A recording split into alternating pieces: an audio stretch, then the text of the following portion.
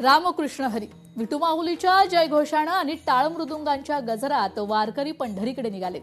संपूर्ण महाराष्ट्रासह देशभरातून आलेल्या लाखो भाविकांच्या उपस्थितीनं भक्तीचा एक अभूतपूर्व सोहळा आज पाहायला मिळतोय.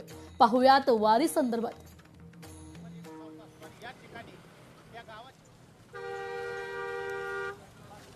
जगद्गुरू श्री संत तुकाराम महाराजांच्या पालखी सोहळ्यांचं मानाच्या अश्वाचं दुसरं गोल रिंगण इंदापुरात पार पडणार आहे. जगद्गुरू श्री संत तुकाराम महाराजांची पालखी निमगाव केतकी येथील मुक्काम आटोपून आज सकाळी इंदापूरच्या दिशेनं भक्तिमय वातावरणात मार्गस्थ झाली आहे.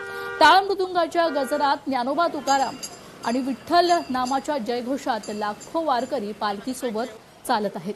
इंदापूर येथील रयत शिक्षण संस्थेच्या मैदानावर पालखी सोहळ्यातील दुसऱ्या मानाच्या अश्वाचे गोल रिंगण पार पडणार आहे. या सोहळ्यासाठी भाविकांची मोठी गर्दी होती. अनेक वर्षांची परंपरा आणि श्रद्धा जपत हा सोहळा भक्तिभावात उत्साहात पार पडतोय.